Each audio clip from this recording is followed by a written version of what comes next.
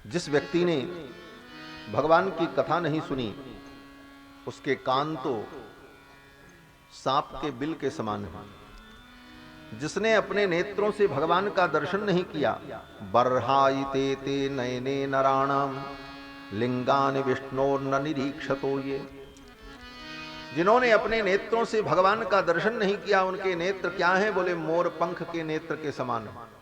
जैसे मोर पंख का नेत्र होता है, मोर के पंख में भी आंख बनी रहती है, लेकिन उस आंख से दिखता कुछ नहीं, केवल देखने की आंख है, उससे दिखता नहीं।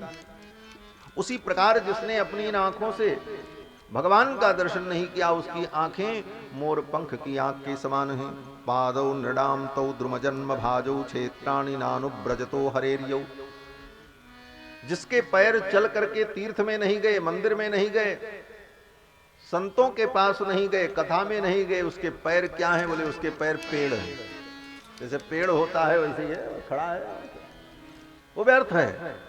कहते हैं जीवत छवो भागवतांघ्रि रेणुम न जातु मर्त्यो भी लभेत वस्तु, वो प्राणी जीवित मुर्दे के समान है जिसने भगवान के और भगवान के भक्तों की चरण रज को अपने सिर पर धारण नहीं किया और भगवान के चरित्र को सुनकर, भगवान की कथा को सुनकर जिसके हृदय में भाव जागृत नहीं हुआ, जिसका हृदय द्रवीभूत नहीं हुआ, उसका हृदय क्या है? कहते हैं तदस्मसारम हृदयम बतेदम यद्गृह्यमाणैर हरिनामधेयैः, उसका हृदय क्या है? बोले पत्थर के समान है। और जिनकी आंखों से भगवान के चरित्र को सुनकर अश्रु वर्षण नहीं हुआ, उसका हृदय पत्थर के समान है।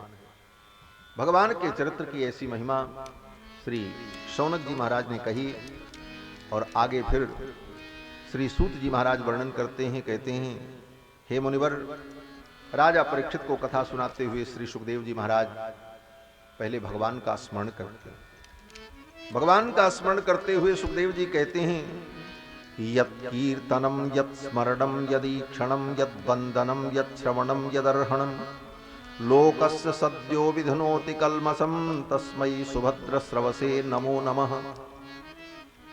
सुखदेव जी भगवान को प्रणाम कर रहे हैं, मंगलाचरण कर रहे हैं। सुखदेव जी कहते हैं हे राजन, यत् कीर्तनम यत् स्मरणम यदीक्षणम, जिन परमात्मा का कीर्तन, जिनका स्मरण, जिनका दर्शन, यद वंदनम, जिनका वंदन, यद श्रवणम, जिनकी कथा श्रवण, लोकस्य सद्यो विधनोति कल्मषम, प्राणियों के जीवन के समस्त कलमश को दूर कर देती है। तस्मै सुभद्र स्रवसे नमो नमः, ऐसे सुभद्र स्रवस भगवान को हम प्रणाम करते। फिर कहते हैं सुखदेव जी महाराज कि तपस्विनो दान परा मनस्विनो यशस्विनो मंत्रविदः सुमंगलाः क्षेमं न विन्दन्ति विना यदर्पणम तस्मै सुभद्र स्रवसे नमो नमः। कोई कितना भी बड़ा तपस्वी हो, तपस्विनो दान परा, बहुत बड़ा दानी हो, यशस्विनो, उसके जीवन में यश हो, मनस्विनो, बहुत बड़ा मनस्वी हो, मंत्रविद सुमंगलाः, मंत्रविद हो, वेद पुराण शास्त्र सब जानता हो, सुमंगलाः, उसके जीवन में सुमंगल हो, लेकिन फिर भी उसको सुख शांति प्राप्त नहीं हो सकती जब तक वह अपने समस्त कर्मों को भगवान को अर्पित नहीं कर देता। क्षेमं न विन्दन्ति विना यदर्पणम तस्मै सुभद्र स्रवसे नमो नमः। भगवान को अर्पित कर देने पर ही कर्म, ज्ञान, विद्या, तपस्या फलीभूत होती है। ये बात यहां पर श्री सुखदेव जी महाराज कहते हैं। और रामायण में शूर्पणखा इस बात को कहती है, हरि ही समर्पे बिनु सत कर्मा। राजनीत बिनु धन बिनु धर्मा, राजनीत बिनु धन बिनु धर्मा, हरि समर बिनु सत्कर्मा, हरि समर बिनु सत्कर्मा, हरि समर बिनु सत्कर्मा, हरि समर बिनु सत्कर्मा,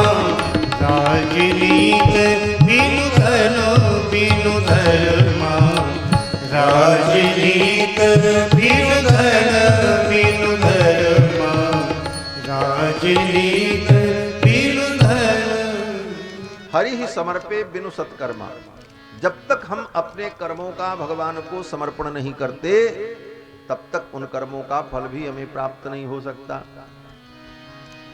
श्री सुखदेव भगवान कहते हैं कि हे राजन, ऐसे जो भगवान हैं उनके चरण का आश्रय लेकर, उनका नाम लेकर, उनका स्मरण करके पापी से पापी प्राणी पवित्र हो जाते, पाप से मुक्त हो जाते। बोले भगवान की भक्ति करके कौन कौन लोग शुद्ध हो सकते हैं, पवित्र हो सकते हैं? तो श्री सुखदेव जी महाराज कहते हैं कि किरात हूणांग्र पुलिंद पुलकसाह आभीर कंका यवना खसादयः येन्ये च पापा यदुपाश्रयाश्रया शुद्ध्यन्ति तस्मै प्रभविष्णवे नमः। किरात, हूण, आंध्र, पुलिंद, पुलकस, आभीर, कंक, यवन, खस, स्वपच, ये जितनी अधम जातियां हैं जिनके जीवन में केवल पाप ही पाप है, ऐसे प्राणी भी भगवान का आश्रय लेकर के पवित्र हो जाते हैं। इसी श्लोक का अक्षरशः भावानुवाद श्री गोस्वामी तुलसीदास जी ने मानस के अंत में किया। पाई न के गति पतित पावन राम भज सुनु सठ मना। पाई न के गति पतित पावन राम भज सुनु सठ मना। गणि का जामिल ब्याज गीत गजारि भरता रे घना। गणि का जामिल ब्याज गीत गजारि भरता रे घना। आबीर जवन की रात खस स्वपचादि अति अघरूप थे। आबीर जवन की रात खस स्वपचादि अति अघरूप थे। कही नाम भारत ते पावन होई राम नमामि ते। कही नाम भारत ते पावन होई राम नमामि ते। पाई न कही गति पतित पावन राम भज सुनु सठ मना। पाई न कही गति पतित पावन राम भज सुनु सठ मना। सुनु सठ मना, सुनु सठ मना। पाई न के गति पतित पावन राम भज सुन सठ मना। गणिका अजामिल ब्याद गीत गजादि खल तारे घना। आभीर कोल किरात खस स्वपचादि अति अघर उपजे। कही नाम बारक ते पावन हो ही राम नमामि। भगवान के चरणों का आश्रय लेकर के बड़े से बड़े पापियों का भी उद्धार होगा। श्री सुखदेव जी महाराज ने भगवत भक्ति की महिमा बताई और फिर देवर्षि नारद और ब्रह्मा जी के संवाद का वर्णन करते हुए भगवान के अवतार का वर्णन किया। श्री सुखदेव जी महाराज कहते हैं, राजन, देवर्षि नारद ने ब्रह्मा जी से पूछा, तत्व की जिज्ञासा की, तो श्री ब्रह्मा जी महाराज ने देवर्षि नारद को भगवान की लीलाओं का वर्णन करके सुनाया और भगवान के अवतार का वर्णन किया। जिस अवतार का वर्णन कल हम लोगों ने श्रवण किया था, उसी विषय को पुनः दूसरे प्रकार से श्री ब्रह्मा जी ने देवर्षि नारद को सुनाया। और फिर इसके पश्चात ब्रह्मा जी महाराज कैसे सृष्टि प्रारंभ करते हैं इसका वर्णन होता है, सृष्टि के क्रम का वर्णन होता है। भगवान नारायण के नाभि कमल से ब्रह्मा जी का प्रादुर्भाव होता है। ये भगवान सृष्टि क्यों करते हैं? तो हमारे श्री वेदांत देशिक स्वामी जी महाराज कहते हैं कि सृष्टि करने में भी भगवान की करुणा है। प्रलय काल में जो जीव अपने शुभ अशुभ कर्मों को लेकर लय को प्राप्त हो जाते हैं, तो उनको एक बार पुनः अवसर मिले अपने कर्मों से मुक्त होने के लिए, कर्म बंधन से मुक्त होने के लिए, इसलिए भगवान पुनः सृष्टि करते हैं। यही कारण बताया। दया के परवश होकर भगवान पुनः सृष्टि करते हैं और उन जीवों को पुनः मौका देते हैं कि अब तुम अपने कर्म को फिर सुधार लो और पिछले जो तुम्हारे कर्म हैं शुभ अशुभ, उन कर्मों से मुक्त हो जाओ। और सृष्टि के प्रारंभ में भगवान के नाभि से कमल प्रकट होता है और उस कमल पर श्री ब्रह्मा जी महाराज प्रकट होते हैं। ब्रह्मा जी भगवान के साक्षात पुत्र हैं। इनके माता भी भगवान हैं और पिता भी भगवान हैं। ऐसे तो संसार में सबके माता अलग होती, पिता अलग होते हैं। माता के गर्भ से जीव पैदा होता है, लेकिन ब्रह्मा जी तो ऐसे हैं जिनके माता भी भगवान हैं और पिता भी भगवान। उन्हीं के पेट से पैदा हुए, वही पिता वही माता। इसीलिए ब्रह्मा जी ने जब भगवान की स्तुति की तो यही कहा कि त्वमेव माता च पिता त्वमेव, तुम ही माता हो, तुम ही पिता, त्वमेव बंधुश्च गुरुस्त्वमेव, आप ही बंधु हो, आप ही गुरु हो, क्योंकि उसके अतिरिक्त तो, भगवान के अतिरिक्त तो कोई था नहीं, इसलिए भगवान ही सब कुछ है, सारा संबंध भगवान से। यही चिंतन किया ब्रह्मा जी महाराज ने। ब्रह्मा जी जब कमल पर प्रकट हुए तो पहले तो ब्रह्मा जी को पता ही नहीं चला हम आए कहां से, कैसे आए। अपने कमल आसन पर बैठकर इधर उधर देखने लगे, ये कमल कहां से प्रकट हुआ।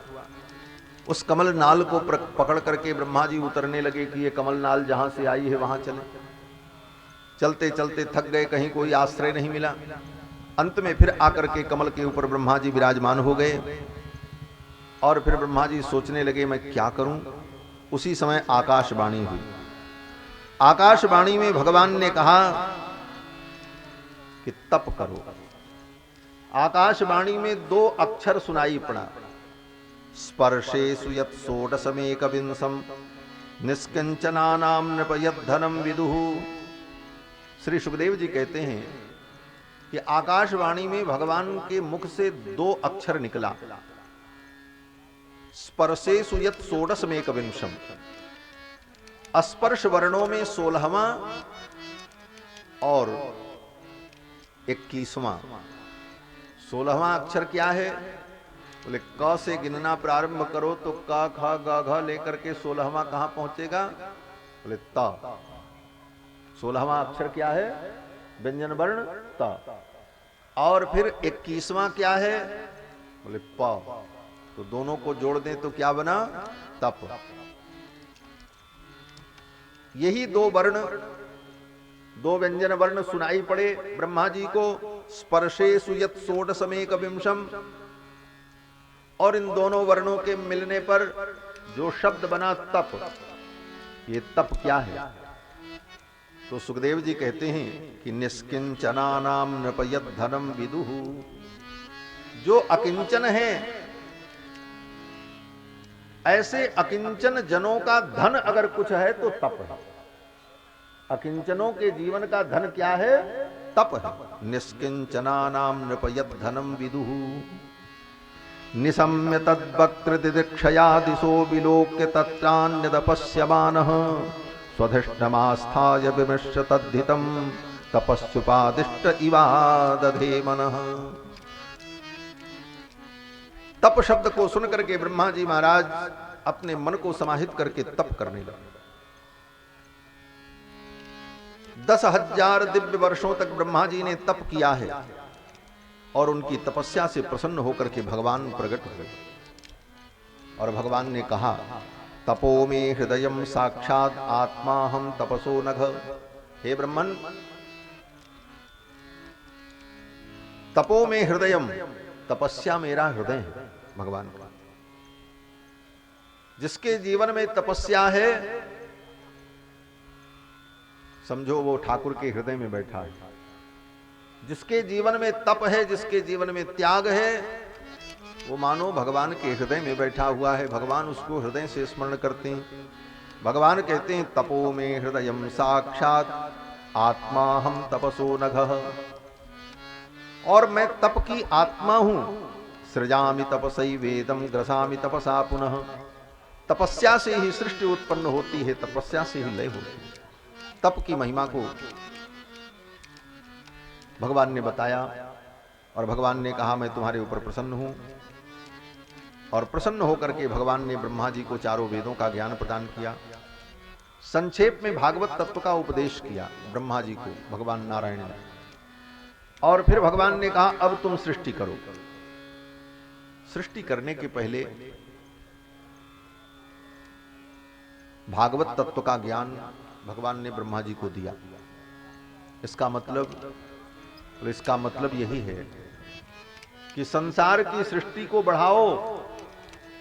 संसार में जो कर रहे हो तो करना ही है, लेकिन संसार की सृष्टि को बढ़ाने के पहले हम ज्ञान प्राप्त कर लें, नहीं तो उसी संसार की सृष्टि में हम उलझ जाएंगे। ब्रह्मा जी को सृष्टि बनाने का आदेश भगवान ने किया, लेकिन उसके पहले ब्रह्मा जी को भगवान ने ज्ञान प्रदान किया। इस ज्ञान का फल क्या है? तो भगवान कहते हैं कि एतन्मतम समातिष्ठ परमेण समाधिना भवान कल्प विकल्पेषु न विमुह्यत करहिचित। ये ज्ञान मैंने तुमको जो दिया है, इस ज्ञान को अगर तुम धारण कर लोगे तो भवान कल्प विकल्पेषु न विमुह्यत करहिचित। कल्प विकल्प में कितनी भी सृष्टि तुम करते रहोगे, तुम्हें मोह नहीं होगा, बंधन नहीं होगा। इसका मतलब है कि संसार में घर गृहस्थी बनाओ, दुनिया का जो प्रपंच है ये तो चलेगा ही चलेगा, लेकिन इस प्रपंच में पढ़ने के पहले अपने ज्ञान को व्यक्ति दृढ़ कर ले, तब इस प्रपंच का विस्तार करे तो यह प्रपंच उसके बंधन का कारण नहीं बनता है। जैसे पानी में कूदना है तो पहले तैरना सीख लो। तैरना सीख लो तो गहरे पानी में कूद जाओ, कोई बात नहीं, और तैरना आया नहीं और कूद पड़े तो परिणाम क्या है? बोले डूबना ही पड़ेगा। उसी प्रकार जब तक ज्ञान दृढ़ न हो तब तक संसार के प्रपंच का विस्तार करोगे तो वह प्रपंच ही तुम्हारे लिए बंधन का हेतु बन जाएगा। इसीलिए परंपरा है कि पहले गुरुकुल में जाकर के वेदादि शास्त्रों का अध्ययन करे और पढ़ लिख करके वेद शास्त्र पुराण रामायण गीता भागवत आदि को पढ़ करके आवे, तब गृहस्थ जीवन में प्रवेश करे। ब्रह्मचर्य आश्रम में गुरुकुल में जाकर के पढ़ करके ज्ञानार्जन करने के बाद जब वो गृहस्थ जीवन में प्रवेश करेगा तो संसार के सारे प्रपंच को करते हुए भी वो बंधन में नहीं पड़ेगा। आज बंधन क्यों है? बोले हम ज्ञानार्जन जीवन में करते नहीं और संसार के प्रपंच को जीवन में पाल लेते हैं। परिणाम बोले न प्रपंच ही ठीक से चल पाता है, न ज्ञान की ही सिद्धि हो पाती है, न हम इधर के होते हैं न उधर।